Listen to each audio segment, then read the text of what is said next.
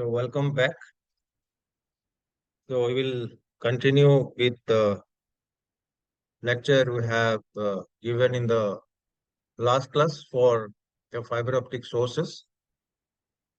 And we have stopped at this point. If you have remembered, we have said that if you want an efficient light emitting diode or laser diode, a simple PN junction cannot work, and you have to use a double heterostructure. Because if you take a double heterostructure, then the carrier confinement and optical confinement can be realized, and how this optical confinement and this carrier confinement are realized, you have discussed in the last class. Now, today we will discuss more about the double heterostructure, particularly to understand the different materials, the semiconducting materials which you have to use in these different layers. Now, as I have said in the last lecture, that the materials which we will use for this PN junction is the direct band gap semiconductors. So basically, we will use compound semiconductor like gallium arsenide, gallium aluminum arsenide, indium phosphide, and so on and so forth. Now, the question is like how we will choose this material in the different regions. So I will first explain these material issues by using this graph. Now, if you see this graph, what we have done here is we have shown the graph between the band gap and the lattice constant for different semiconducting material, including this, direct band gap indirect band gap semiconductors like germanium and silicon. For example, if you'll see germanium, the band gap is somewhere here, and the lattice constant is somewhere here, right? Similarly, is the situation for silicon, right? 1.1 somewhere here, and this lattice constant is here, right? So based on the band gap and lattice constant of different semiconducting material, we have, in fact, represented these different, semiconducting materials. Sorry, just let me come to this again.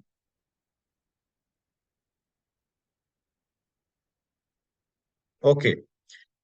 Now, if you will see this different materials which I have shown, this is one material which is something called as the indium arsenide, right?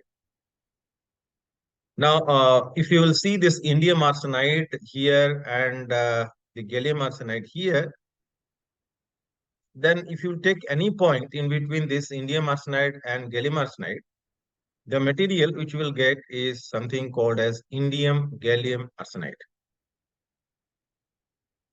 So if you talk about this point, this is indium gallium arsenide. If we talk about this point, this is indium gallium arsenide. If we talk about this point, this is also indium gallium arsenide. So that means though the material is same, the indium gallium arsenide, but the band gap of this material will be different. Because if you will take some indium gallium arsenide, this will correspond to this band gap. And if you will take this indium gallium arsenide here, this will correspond to this band gaps. So though the semiconducting material is the same indium gallium arsenide, but the band gap is different. And how will you get this different band gap for the same semiconducting material? We will see it later. Now, if you will take this point, for example, this point, particularly this point, this will also represent this indium gallium arsenide. So if this is indium gallium arsenide, then if you will go along this line, then this is your indium phosphide, and this is your indium gallium. Let me just. So this is this is your, indium, like gallium arsenide, and this is your indium phosphide. So if you will go from here to here, then you will get another material called as indium gallium arsenic phosphide. So any point in between these two regions will be indium gallium arsenic phosphide. So therefore, if you consider this material here, there will be one band gap. If you will consider the material here, you will get another band gap, and so on and so forth. So therefore, if you take indium gallium arsenic phosphide, then this point which I am representing here is indium gallium arsenide. So if you will draw a line like this, for example, this will meet somewhere here. Therefore, the lattice constant of this indium gallium arsenide, indium gallium arsenic phosphide, and indium phosphide are same. So this is another point which you have to remember for designing of these, different materials in this double heterostructure. So what I'm saying is, because they lie on the same straight line and touching here, the lattice constant of indium gallium arsenide, the lattice constant of indium gallium arsenic phosphide, and the lattice constant of indium phosphide, they are same. So when you will choose the different semiconducting materials in the double heterostructure, you have to see that the lattice constant of different layers should not mismatch. This is because if you will have a mismatch in the lattice constant, then these carriers, maybe electrons, will be scattered from this, uh, junction where there is a mismatch in this lattice. So this will produce some heat, and therefore it is not desirable. So therefore, while forming this junction, you have to see that the lattice constant of different layers should match. Now, similarly, if you will come here, for example, this is gallium arsenide, then this is aluminum arsenide. But if you go along this line, then at each point of this line, you will get another semiconducting material, which is called as gallium aluminum arsenide. And this gallium aluminum arsenide, as you can see, will have different band gaps starting from this value to this value. And again, you can see here that the lattice constant of gallium arsenide, the lattice constant of aluminum arsenide, and the lattice constant of gallium aluminum arsenide are same. So if you have remembered, I have discussed basically two material.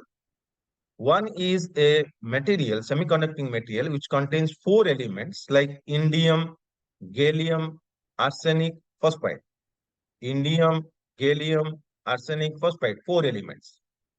And I have discussed another element which contains three elements like gallium, aluminum, arsenide. So one semiconducting material is containing four different elements, and another semiconducting material is containing three different elements. So you will see the importance of these four and three element based, semiconducting material. And another point you have to note here is when you are using a semiconductor having four elements like indium, gallium, arsenic, phosphide, then the indium phosphide semiconductor will have the same lattice constant as indium, gallium, arsenic, phosphide. Similarly, when you have three elements like gallium, aluminum, arsenide, then the lattice constant of gallium, aluminum, arsenide will match with either your aluminum arsenide or gallium arsenide. So these are the different things which you have to remember, so that again, I will go back to this structure to explain why use these materials. Now, I said that even if this material contains gallium aluminum arsenide, this is a semiconducting material containing three elements, gallium aluminum arsenide.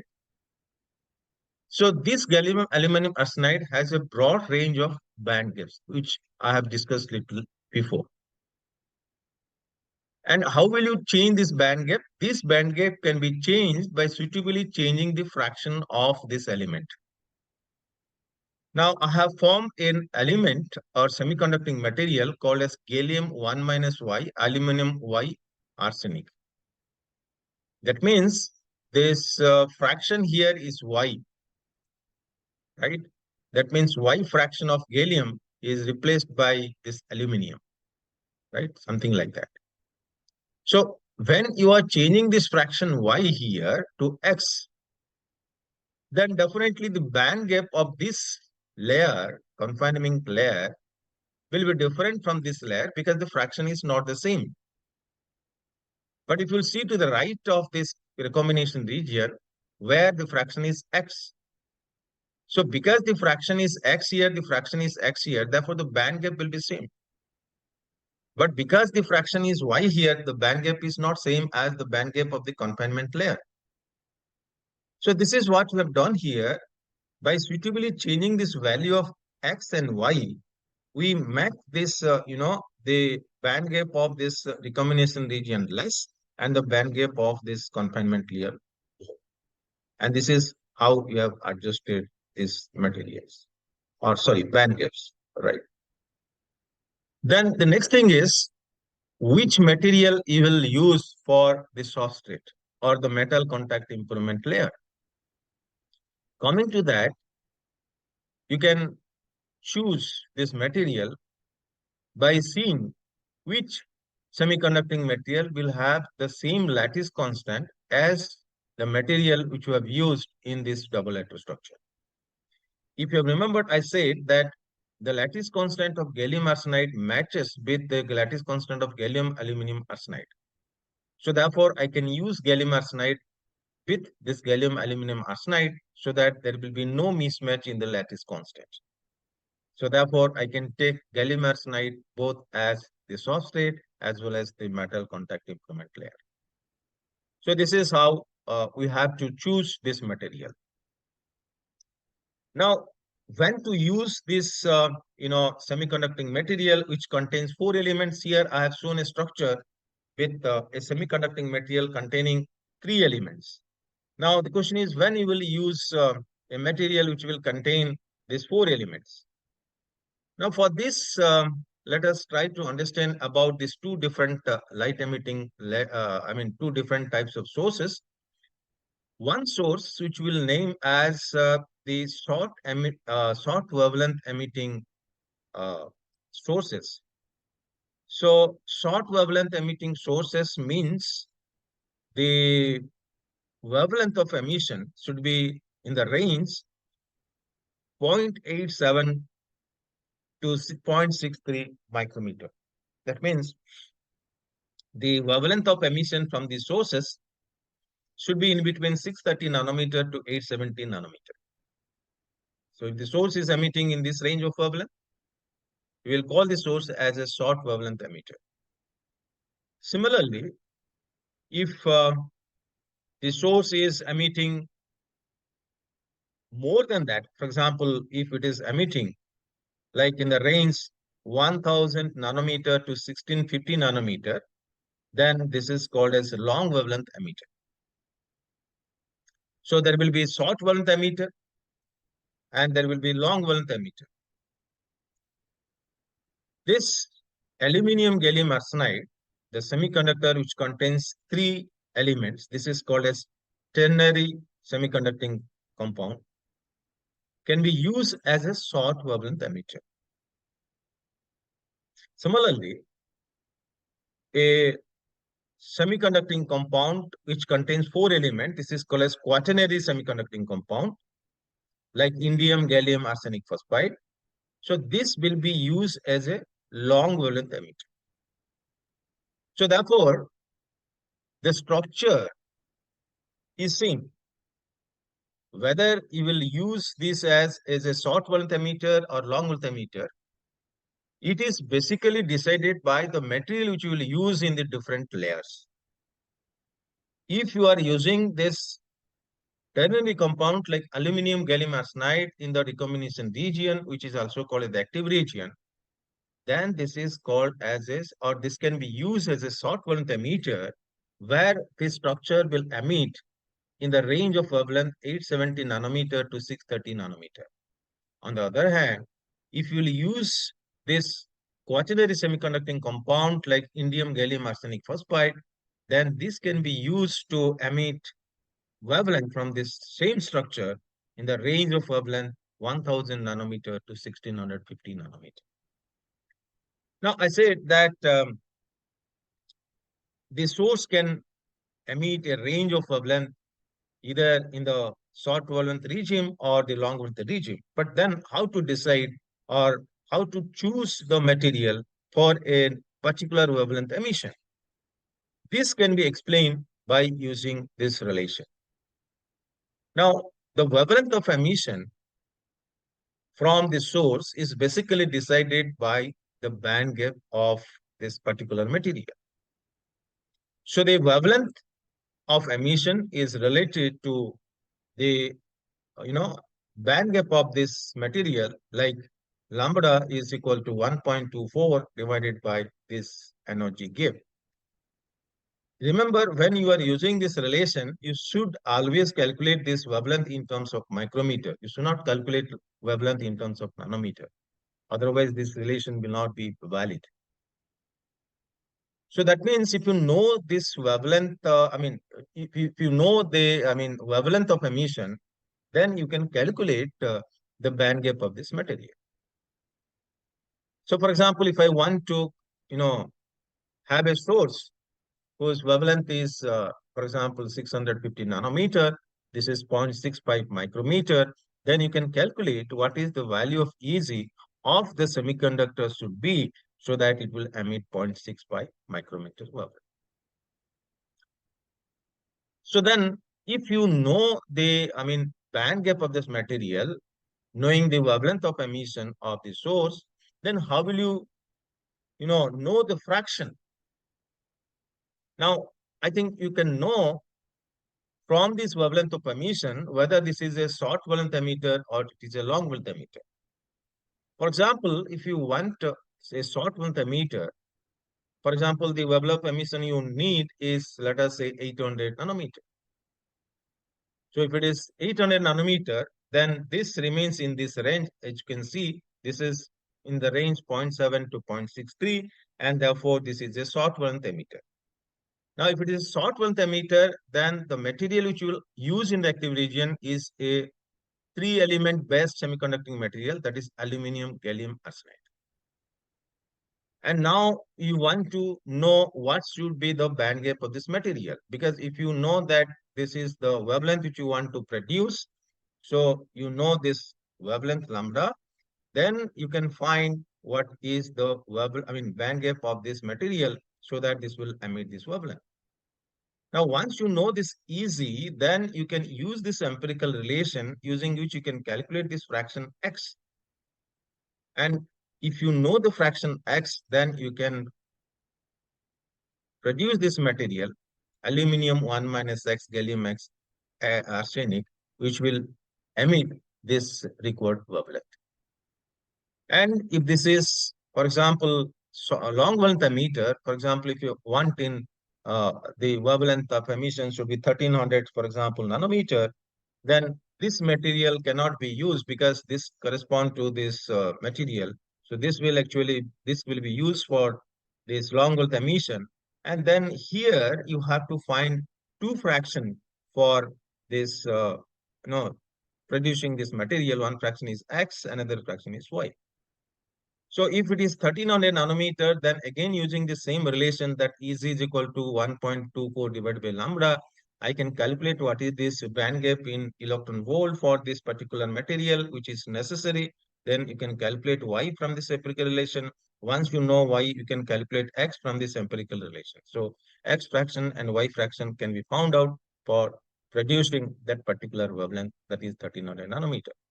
And once you know X and Y, you can prepare this material and you can use this material in the recombination region or active region for producing this required wavelength. So this is actually how you will design this source. either for long wavelength emission or for short wavelength emission. Now, I will come to this structure. Now, before going to the structure, let me just distinguish between this LED and LD. In the last lecture, I said that both LED and LD can be formed using this double heterostructure, double heterostructure p-n junction basically. Then what is the difference between this emission in case of your uh, LED and LD?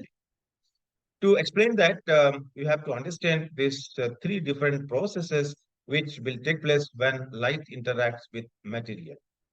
So when light interacts with the material, then the phenomenon which may take place is absorption, or sometimes it may be spontaneous emission, or hardly there will be stimulated emission. In the sense, the probability of this stimulated emission is less. So these are the three fundamental processes which can take place when light interacts with matter. What is absorption? If you have a medium or if you have an atom and a group of atoms, and if it is excited by an external radiation, then this atom can be excited from the ground state energy level E1 to the excited energy level E2. And this process is called as absorption. Now, when these atoms are excited to this excited energy level E2, the lifetime of atoms in this excited energy level is very, very small, and therefore they cannot stay for a considerable long time in this excited energy level, and therefore they will come down to this ground state again by emitting some radiation, and this is called as the spontaneous emission. Spontaneous emission in the sense there is no external stimuli or no external energy or no external light is required for this emission to take place. It will take place automatically. This is why this is called a spontaneous emission. And there is a third process which is very peculiar in the nature, in the sense that this process will take place only when certain conditions are achieved. For example, if you see here, there is an excited atom here, and we have allowed some incident radiation to interact with this atom, excited atom. Now, then the question is, when this incident radiation having energy h nu will interact with this excited atom, usually what we expect is that the atom, excited atom, will take this energy, will absorb this energy, and will go to some other excited state which is above this energy level E2. But there is a peculiar phenomenon which will take place when this energy of this incidence radiation happens to be exactly same as the energy of the excited atom. And when this condition is realized, that is the energy of the incident photon and the energy of this excited atom become same, then this excited atom will come down to this, lower energy state by emitting a photon or emitting some light along with this incident photon. So therefore, the role of this incident photon here is to stimulate this excited atom to come down to this lower energy state. And in this process, you will get two photons, one photon which is similar or the same as the incident photon, and another photon or another light is due to the transition from the higher energy level to this lower energy. So this process is called as stimulated emission. So stimulated emission is the process where the excited atom comes down to this lower energy state, thereby emitting another photon along with the incident photon. So here you are getting two photons, and these two photons which are produced in this process will have all these properties identical. And therefore, if you can increase this number of photons produced in this process, you will get a highly coherent beam of light. So this is actually the principle of laser, which you will see little later. So now to distinguish between the light which is emitted from a LED and the light which is emitted from a LD, the light which is emitted from this LED is spontaneously emitted light. Whereas the light which is emitted from a laser diode is due to the spontaneous emission process, sorry, stimulated emission process. So therefore, this is the basic difference between the light which is emitted from the LED and the light which is emitted from the LD. Of course, we will discuss in detail how this, N in LD, this stimulated emission process can be used to get light emission. Now, coming to this, again, this light emitting diode, this is in fact the structure of a light emitting diode. If you will see this light emitting diode, this will look like this, the real view of this light emitting diode. And we will straightly go to this two different types of light emitting diode. One is the surface emitting LED, another is called as edge emitting LED. Now, what is the basic difference between these two? In surface emitting LED, the light is emitted from the surface, whereas in edge emitting LED, the light is emitted from the edge of the surface. And as you will realize that all these structures, whether it is surface emitting LED or edge emitting LED, they're the same structure, that is the double heterostructures which we have discussed little before. Now coming to this structure in detail of a surface emitting LED. So this figure shows this diagram, the schematic diagram for the surface emitting LED. Now, if you will see this structure and if you will compare with the double heterostructure, you will observe that this is not the same double heterostructure which you have discussed, but slightly difference is there. Now, if you will see this structure carefully, then you can mark the difference. And what are the difference? Number one, here, as you can see, there is a silicon oxide isolation layer, which was not there in case of double heterostructure. Of course, there is the confinement layer actually is that this is actually the the metal contact improvement layer, which is I am not shown here, which it should be there actually. But the major difference here is we have another layer which is called as silicon isolation layer, which was not present in the double electrostructure which we have explained in the last lecture.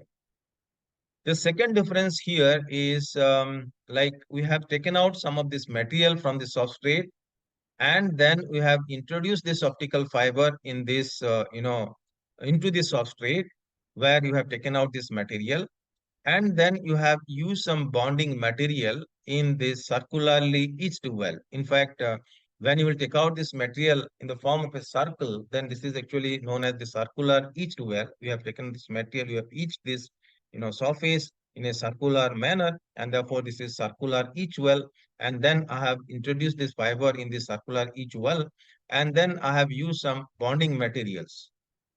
Just the bonding material is used to make sure that the optical fiber is held, normal to the structure, right?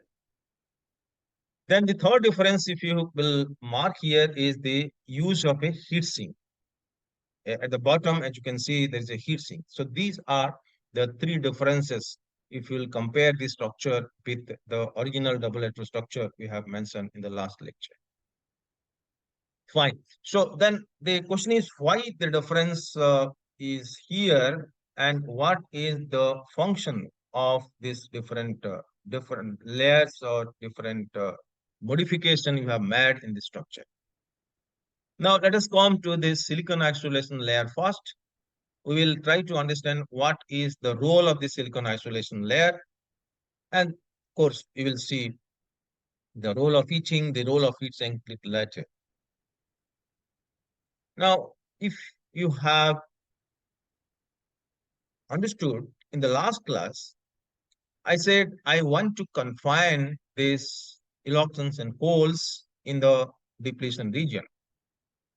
Now let me use the term active region instead of this depletion region henceforth, because the term which is used in this LED and LD for the depletion region is actually the active region where the electron hole recombination is taking place. So now I say that by realizing this, variation of band gap, there is a confinement, there is a carrier confinement, and also with this refractive index and all variation, there is a optical confinement. But the question is the confinement in which direction? Because this is basically a three-dimensional structure. So when you say there is a confinement of this charge carrier, then immediately the question which will arise is whether this is taking place in the x direction or y direction or z direction, right? So for example, if I will say that this is your y direction, let us just show this as y direction, and this is, let us say, your x direction, and let us say this is your z direction, right? This is the z direction. Now, the question is, in which direction the confinement was realized when you say that there is a variation in band gap? So essentially, if you will agree that this is along this y direction, because I have varied this refractive index in this manner. So this is along the y direction, right? But what about the other two direction? To be honest, there is no confinement either in the x direction or in the z direction. That means the carriers are free to move along this x direction and z direction. So to realize this confinement again in the x direction, I have used this silicon isolation layer. You can see here that this silicon isolation layer I have used up to this, and the silicon layer isolation I have used up to this. That means up to this actively, this region. This is actually your active region. So that there will be a large, you can say a resistance path which will be created for these carriers, and therefore the carriers cannot move in this direction. The carrier cannot move in this direction. That means the carrier will be confined only in the small region which I have represented by this shaded zone. So if the silicon isolation layer would not have been there, then the carriers could have moved in this direction. The carrier could have also moved in this direction, and therefore there would not have been any confinement along this x direction. So therefore, to realize this confinement also along the second direction, that is the x direction, you have used this silicon oxide isolation layer. Then what about the third direction? See, if you will also do a confinement in the third direction, then the problem is the light cannot come out of this active region, which you do not want. For example, suppose, let us assume that I will not allow this light, because you have realized confinement along this y direction, along this x direction. So therefore, the light cannot come out along this x direction. Light cannot come out along y direction. So the only direction along which the light can come out is the z direction. And this is pointing towards me. That means perpendicular to this plane of this light. Or it is pointing away from that. Perpendicular to, of course, in both cases, it is perpendicular. So therefore, when you have realized confinement along both x and y direction, the only possibility where this only direction where the light can come out is the z direction, right? And suppose by some means I will restrict the light which is coming out along the z direction, then in that case light will be restricted within this active region, and light cannot come out of this active region. And this is exactly what happens in a surface emitting LED. In a surface emitting LED, what you are doing is you are also giving some paint in this region so that the light cannot come out of this, along this z direction, right? So if we will allow some black paint, for example, then the light cannot come out in the Z direction. So that means light cannot come out along X direction. Light cannot come out along Y direction. Light cannot also come out along Z direction. Then how will you take out this light? And this is exactly the reason why I have introduced this fiber up to this active region. Because light cannot come out along this X direction. To take out this light from this active region, I have really introduced this optical fiber up to this active region so that the light can be introduced into this optical fiber. And because I am putting an optical fiber after having a circular east well, therefore I have to see that the fiber is placed normal to this surface, and therefore you have to use some bonding material so as to ensure that the optical fiber is put normal to this surface. And this is the reason why you have a circular east well and some bonding material and so. And the third difference, as I have mentioned, is the heat sink. Because when you will apply this, energy for the excitation, so the heat energy which will be produced will decrease this efficiency of the device. And for this purpose, you need a heat sink which will decrease this, heat energy, and therefore it will increase this efficiency of the device. And this is all about this structure for surface emitting LED. Now, this is the same structure, but with different, coloring.